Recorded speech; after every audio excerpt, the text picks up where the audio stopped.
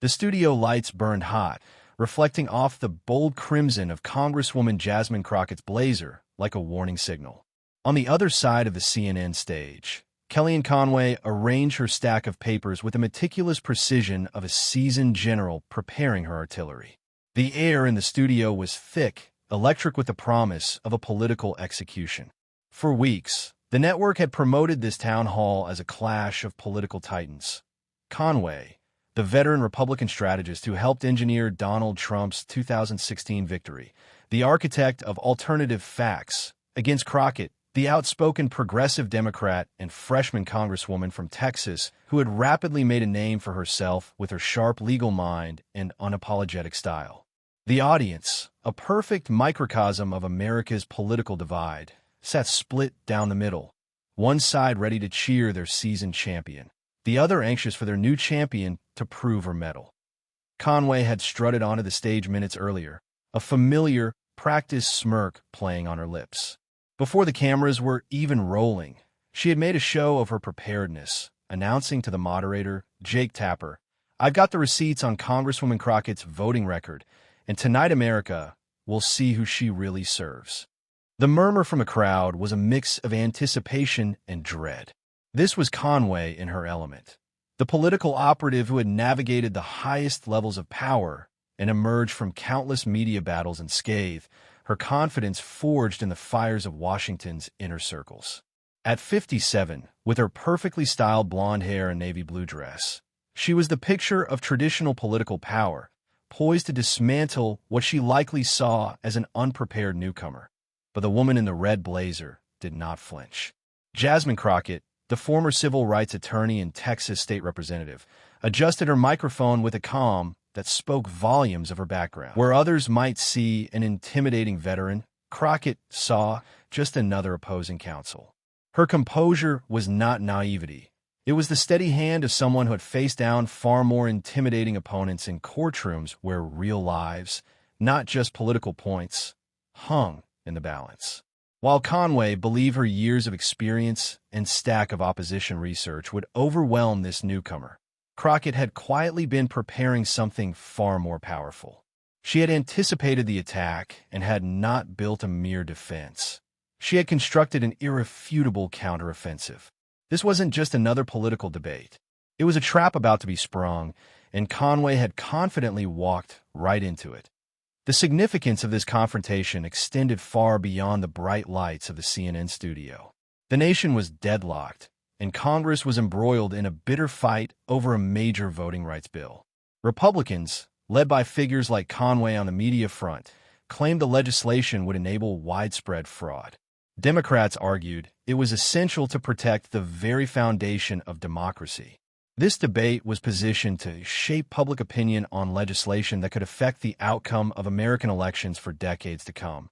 Behind the scenes, the personal stakes were even higher. Sources close to Donald Trump had leaked that he was watching closely, considering Conway for a potential role in his administration if he won the next election. A strong performance here would cement her status as his premier communicator. For Crockett, this national spotlight was a trial by fire, a chance to prove that she was not just a passionate voice, but a substantive legislator who could effectively counter the Republican narrative and establish herself as a credible leader within her party. Political analysts had spent the week predicting Conway's strategy. She had been making the rounds on conservative media, teasing discrepancies in Crockett's record. The consensus was that Conway would use her 3 decades of experience to trap the Congresswoman in a web of contradictions and half-truths, forcing her into defensive, flustered responses that would undermine her credibility. They painted a picture of the savvy veteran outmaneuvering the idealistic rookie. What these analysts, and evidently Conway herself, had failed to account for was Crockett's background as a trial attorney. Conway had prepared attack lines. Crockett had prepared evidence. Conway was ready for a political skirmish. Crockett was prepared for a courtroom-quality dissection. As the two women took their seats across from each other, the visual contrast was a metaphor for the ideological battle ahead. Conway, with her meticulously arranged papers, represented the old guard, confident in the established playbook of political combat. Crockett, sitting with calm alertness, represented a new generation, ready to dismantle that playbook with facts, precision, and a deep-seated belief in substance over spin. Jake Tapper established the ground rules and, acknowledging Conway as the more senior figure, gave her the opening statement. Conway stood, smoothed her dress, and approached the podium with the practiced cadence of 1,000 media appearances. "Thank you, Jake," she began, her tone measured yet sharp. "And thank you to CNN for this opportunity to have an honest conversation about representation and results. That's what the American people deserve, isn't it? Honesty about who's really fighting for them in Washington." She turned slightly toward Crockett, her expression hardening. Congresswoman Crockett has built quite the reputation as a firebrand, someone who delivers passionate speeches that make for great social media clips. But when it comes to actual legislation, actual results for the people of Texas and this nation, the record tells a very different story. She lifted the first page from her stack, the gesture dripping with Let me start with some theatricality. basic facts. Since entering Congress, the Congresswoman has introduced 27 bills. She paused, letting the number hang in the air. How many have passed? Another dramatic pause. 0. Not a single one.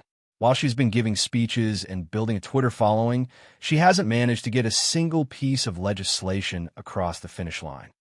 The right side of the audience murmured appreciatively. Conway was in her element, building rhythm. "And let's talk about attendance," she continued, lifting another paper. "Committee meetings are where the real work happens in Congress. I've analyzed the congressional record, and Congresswoman Crockett has missed 38% of her committee meetings, nearly 4 in 10, higher than the average freshman representative by almost double." She moved to her next point, her voice taking on a tone of feigned concern. "Then there's the voting record. The Congresswoman campaigned on criminal justice reform. Yet, when a bipartisan bill came to the floor that would have provided funding for rehabilitation programs in urban areas, she voted against it. When questioned, she claimed the bill didn't go far enough, the classic excuse for doing nothing instead of making incremental progress. Conway then zeroed in on what she clearly believed was her kill shot. "And what about constituent services? My team spoke with residents in her district. The average wait time for responses to constituent inquiries is 47 days, well above the congressional average of 21 days. Nearly 2 months for her own voters to get a response. Is that representation?" Throughout this aggressive onslaught, Crockett remained a picture of composure, occasionally jotting down a note, her expression neutral. This calmness seemed to fuel Conway's determination to provoke a reaction. "But perhaps most concerning," Conway continued, her voice lowering conspiratorially, "is the pattern of contradictions. Congresswoman Crockett has repeatedly stated she takes no corporate PAC money, a claim her supporters love. Yet FEC filings show her campaign accepted $175,000 from the Forward Together PAC, which itself is funded primarily by pharmaceutical and insurance companies. Taking corporate money through a middleman is still taking corporate money." She looked directly at Crockett, delivering her final blow. "The American people deserve better than performative politics. They deserve representatives who do more than talk, who show up, who deliver results, and who tell them the truth." As Conway returned to her seat, a satisfied smile gracing her lips, she looked every bit the victor who had just delivered a knockout punch. The stage was set for a flustered, defensive response. The trap, she believed, had been sprung. Jake Tapper turned to Crockett, his expression serious. "Congresswoman, that's quite a series of allegations. Your response?" The audience leaned forward as one, anticipating the scramble, the emotional rebuttal, the political stumble they had been conditioned to expect. They were about to be shown something entirely different. Crockett stood calmly, adjusting her microphone before speaking.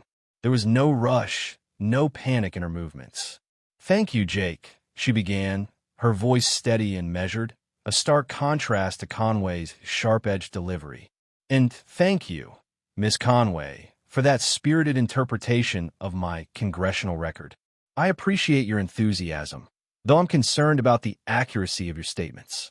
She didn't immediately address the accusations. Instead, She began by reframing the entire conversation, a masterful tactical delay that seemed to momentarily unsettle Conway, who was prepared for a direct counterpunch. Before I address these claims point by point, Crockett continued, I want to remind our audience about perspective and context.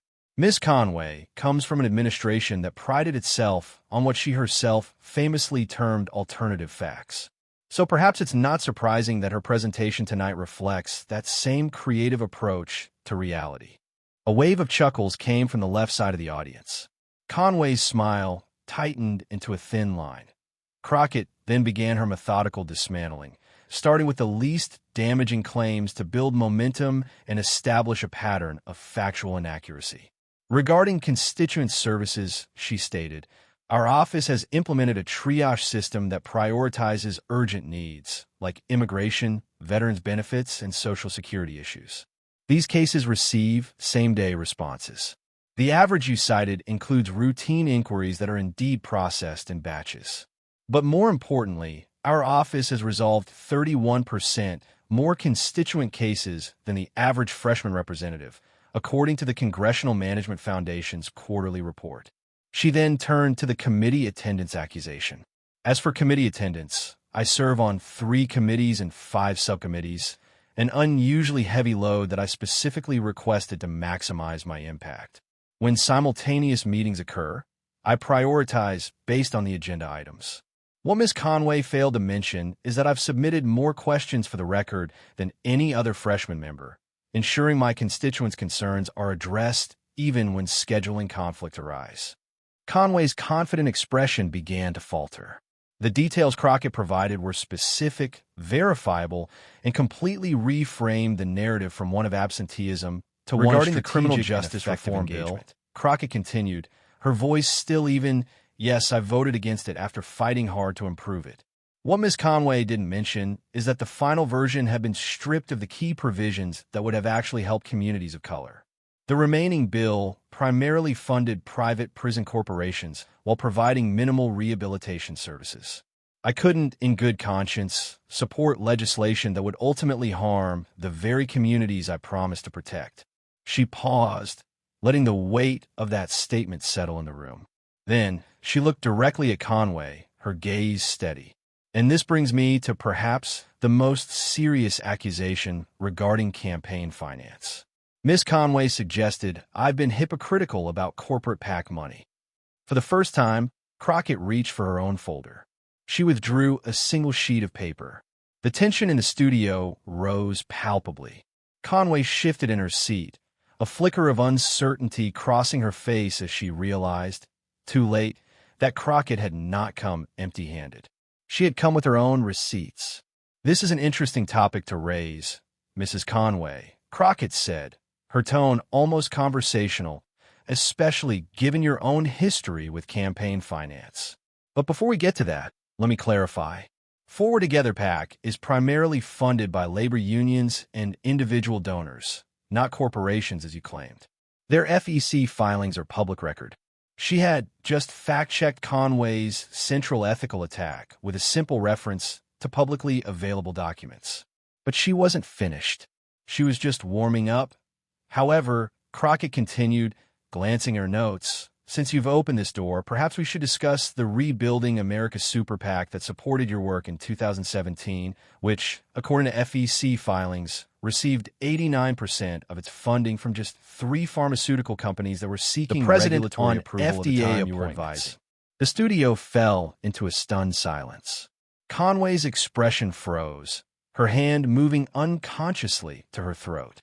The attacker had suddenly, and without warning, become the accused. But we're just getting started, Crockett said, her voice still remarkably calm. Since you've questioned my effectiveness, let's compare records, shall we? Jake Tapper, sensing the dramatic shift in momentum, interjected. Congresswoman, are you suggesting? I'm not suggesting anything, Jake, Crockett replied, cutting him off with polite firmness. I'm about to state facts, not alternative ones.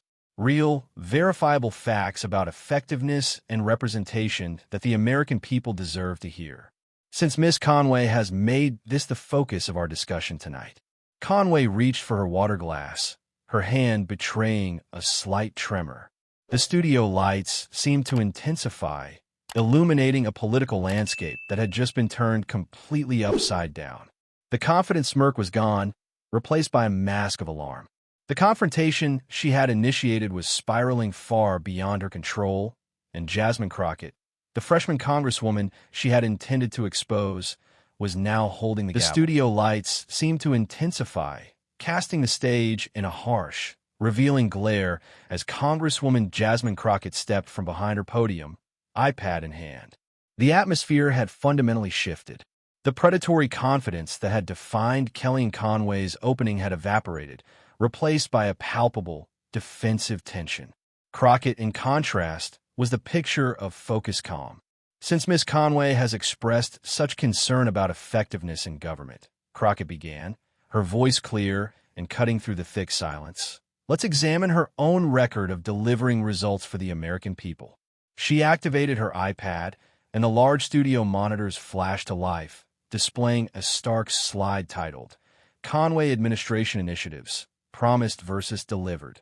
During Miss Conway's tenure as counselor to the president, Crockett stated, her tone that of a prosecutor presenting an open-end shut case. She personally championed the Infrastructure Week initiative.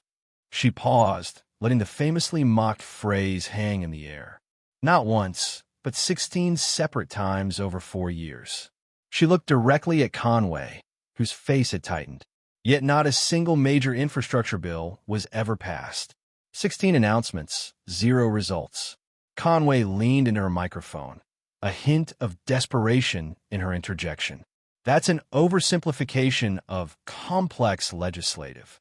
I'm simply using your own standard, Miss Conway, Crockett replied, her voice calm, yet unyielding. You criticize my legislative record after less than 2 years in office. I'm examining yours after 4 years in one of the most powerful positions in the White House. The left side of the audience murmured in approval. Crockett swiped to the next slide, which displayed a direct quote from Conway on Fox News. On August 3, 2020, you stated, and I quote, our comprehensive health care plan is ready to go, just waiting for the right moment to unveil it. Crockett looked up. That moment apparently never came, because no health care plan was ever presented, despite dozens of similar promises over 4 years. Conway's expression was hardening into a mask of strained composure as she scrambled through her notes. But Crockett was a step ahead, her rhythm relentless.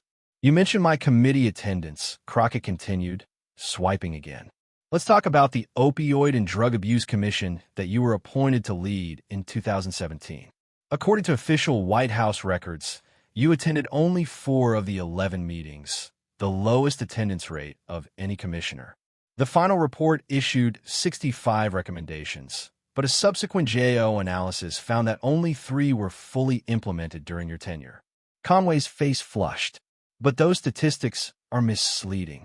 I delegated. Crockett raised a single eyebrow, a small, devastating gesture.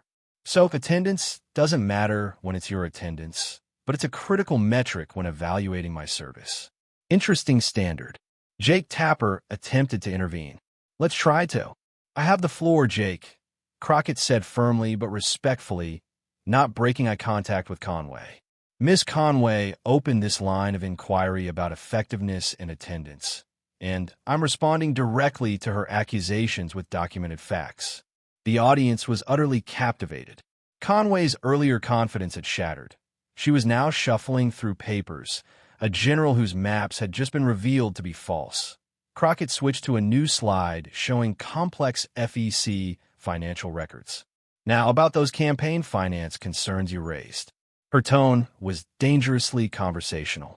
While criticizing my fundraising, you didn't mention that after leaving the White House, you personally received $840,000 in consulting fees from America First Policies, an organization that took in millions from the same pharmaceutical companies that benefited from policies you helped shape while in office.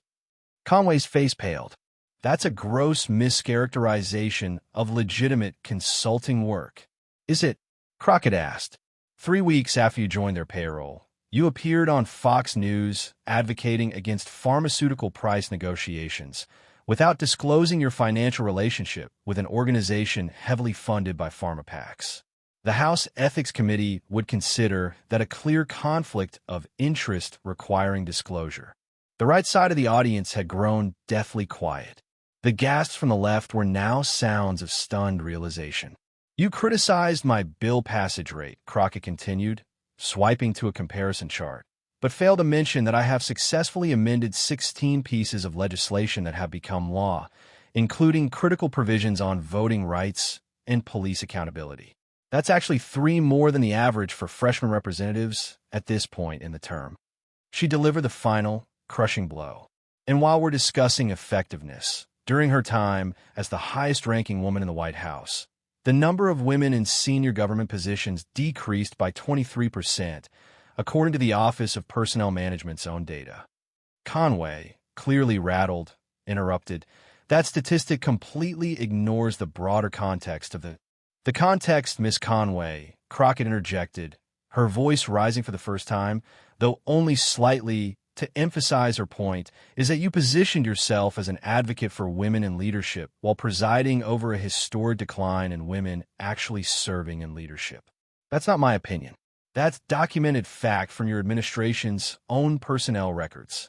She delivered the final, crushing blow. And while we're discussing effectiveness, during her time as the highest-ranking woman in the White House, the number of women in senior government positions decreased by 23%, according to the Office of Personnel Management's own data. Conway, clearly rattled, interrupted, "That statistic completely ignores the broader context of the context, Miss Conway," Crockett interjected, her voice rising for the first time, though only slightly, to emphasize her point, is that you positioned yourself as an advocate for women in leadership while presiding over a historic decline in women actually serving in leadership. That's not my opinion. That's documented fact from your administration's own personnel records. The studio was absolutely silent. Crockett walked back to her podium, her evidence presentation complete. Conway was visibly shaken, her carefully constructed strategy lying in tatters around her. "So yes," Crockett concluded, her voice returning to its steady, confident tone. "Let's absolutely have a conversation about effectiveness, attendance, and keeping promises to the American people. But let's have that conversation based on complete and accurate information, not selective facts designed to mislead this audience." Jake Tapper, recognizing the dramatic shift, turned to a flustered Conway. "Miss Conway, would you like to respond to these points?"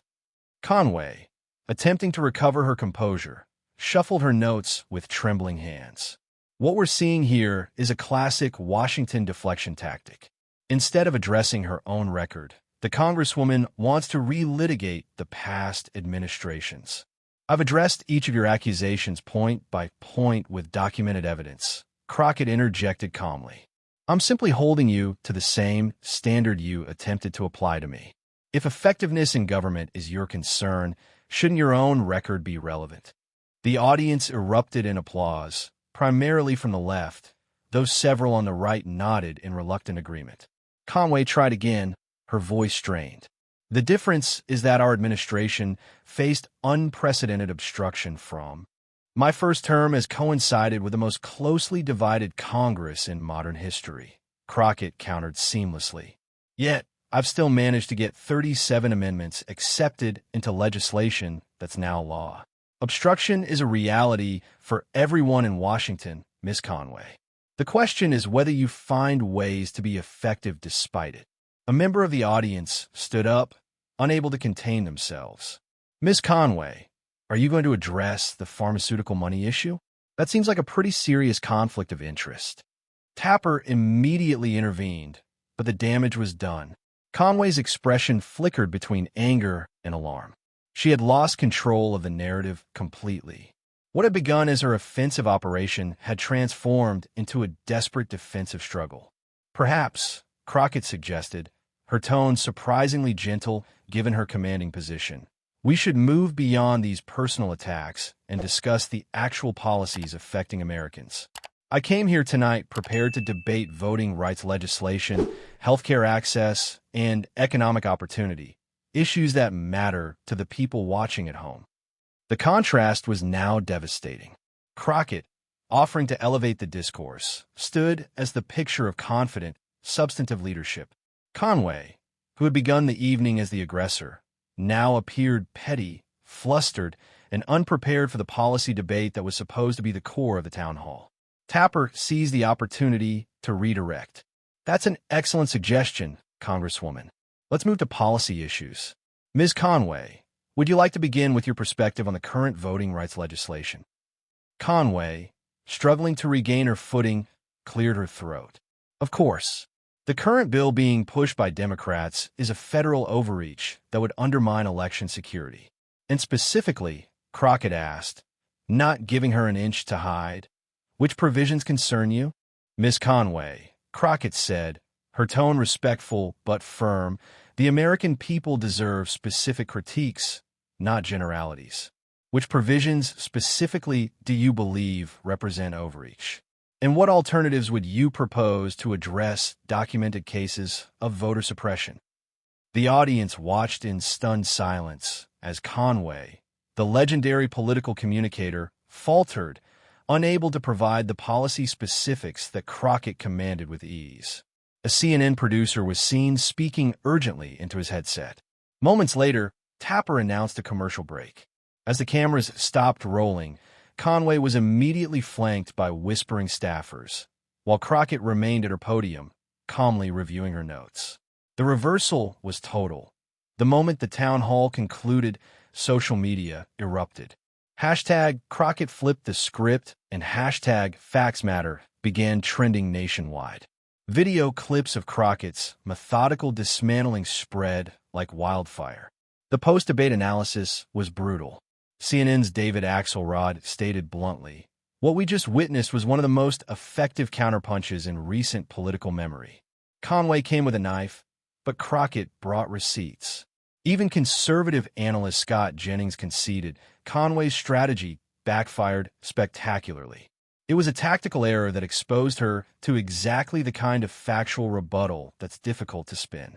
Headlines the next morning told the story. Prepared with facts, Crockett turns tables on Conway, the New York Times, and Conway-Crockett showdown becomes masterclass in political counterpunching. The political implications were immediate and profound.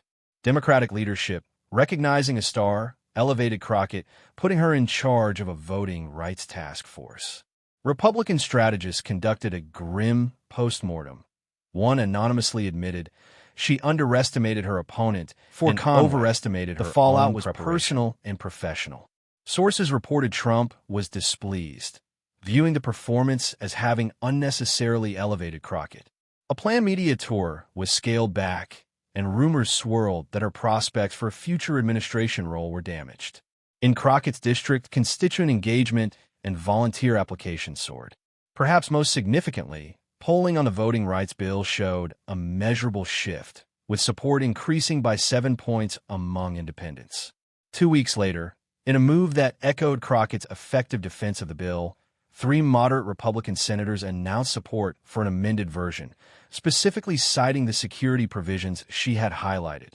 The exchange became more than a viral moment. It became a case study. Political science professors used it to teach effective communication and debate strategy. Dr. Jennifer Lawless of the University of Virginia noted, "Notice how Crockett never raised her voice. She let the facts speak for themselves, which is far more devastating. For everyday Americans, it was a refreshing glimpse of clarity in a fog of political spin." A widely shared post from a retired teacher captured the sentiment. "I don't care which party you support. What I saw was one person coming with selective attacks and another coming with comprehensive facts. We need more of the latter." 6 months later, Crockett was a national figure, delivering the Democratic response to the State of the Union. Conway had receded from the spotlight. The legacy of that night was cemented, a powerful reminder that in the court of public opinion, as in a court of law, the most potent weapon is, and always will be, the irrefutable truth. The showdown between Jasmine Crockett and Kellyanne Conway was not merely entertainment. It was a masterclass in civic engagement. It demonstrated the immense power of preparation, the critical importance of factual integrity, and the devastating effectiveness of substance over empty rhetoric. In an era saturated with misinformation and partisan noise, the ability to discern fact from fiction, to demand evidence over accusation, is our most vital tool as citizens. This story proves that a single prepared voice, armed with truth and conviction, can shift the national conversation and hold power accountable. But this responsibility does not rest solely on our representatives. It rests on us, the voters, the viewers, the public. We must be the ones who demand the facts. We must be the ones who reward substance and reject hollow spectacle. Your voice matters. Your vote matters. Your demand for truth is what shapes our democracy. Don't let this lesson end here. Subscribe to our channel for more in-depth analyses that break down the strategies, the rhetoric, and the facts behind the headlines that shape our world. Join the conversation in the comments below. What moment from this showdown resonated most with you, and why? Share this video with someone who believes in the power of informed debate. Together, let's champion the truth, one conversation at a time.